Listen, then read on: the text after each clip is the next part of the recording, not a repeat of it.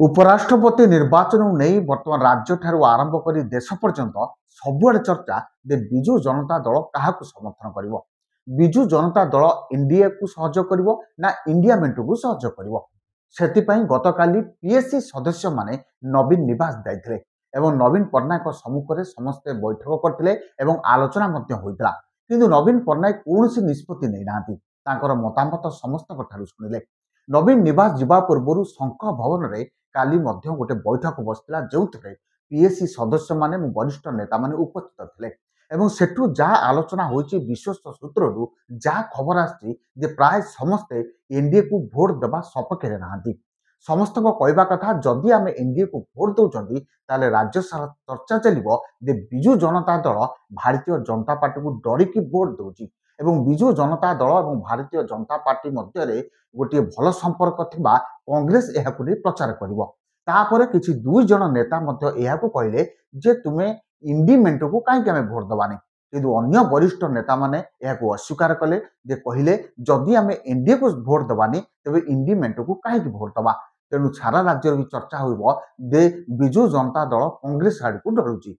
ये मीटिंग सरला पर समस्त पीएससी कमिटी सदस्य माने नवीन निवास कले सेठी मध्य आलोचना चलला जहाँ आलोचना चलला प्रणव प्रकाश दास काले नवीन पट्टनायक को जनइंट किंतु नवीन पट्टनायक ए पर्यंत किसी सूचना देना स्पष्ट रखिना विजु जनता दल क्या समर्थन कर प्रमीला मल्लिक गणमाध्यम आगे प्रतिक्रिया रखिंट से कहते अन्य प्रसंग उपर आलोचना है छात्र युव महिला माने किपरि भाव में समन्वय रक्षा करके तृणमूल स्तर में संगठन को सुदृढ़ करेंगे तापर विस्तृत आलोचना होची आगामी विधानसभा विजु जनता दलर किपरि भाव में सरकार को घेर से नहीं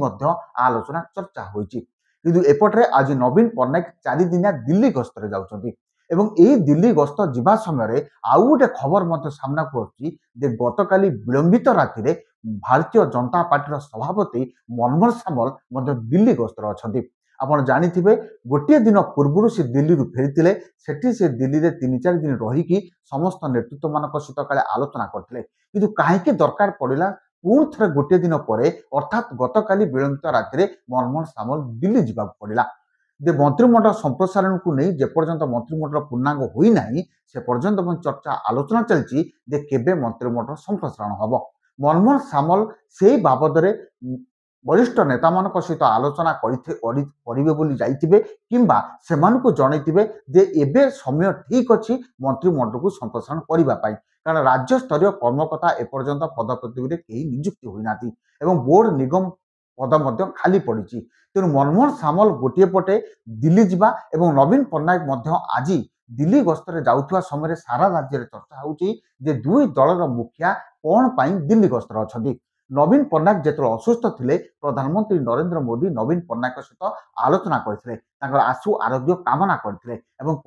जितेबाला आप दिल्ली आसवे मो सहित देखा करेंगे कि नवीन पट्टनायक जेहेतु आज जाऊँगी मंगलवार दिन उपराष्ट्रपति निर्वाचन या पूर्व नरेंद्र मोदी को देखा कर कार्यक्रम रही कि ना एपर्यंत स्पष्ट होना एठी गोटे प्रश्न उठूँ जदि विजु जनता दल एनडीए को समर्थन न करे ताले नरेंद्र मोदी को नवीन पट्टनायक देखा कर जीवे कि ये प्रश्न निश्चित भाव में छिड़ा होची ना जो नेता माने पीएससी कमिटी सदस्य माने अर्थात पॉलिटिकल अफेयर्स कमिटी सदस्य माने जो बैठक करते से बैठक में जहाँ निष्पत्ति होती जे एनडीए को जदि आम समर्थन करवा ना ताहले इंडिमेंट को भी समर्थन करवा ना आम भोट को पक्षत्याग करवा अर्थात वाकआउट करवा तो नवीन पट्टनायक निष्पत्ति नेबा सहज हेब कि कारण जदि विजु जनता दल एनडीए को समर्थन न करे वाकआउट करे ताले परोक्ष एनडीए सपक्ष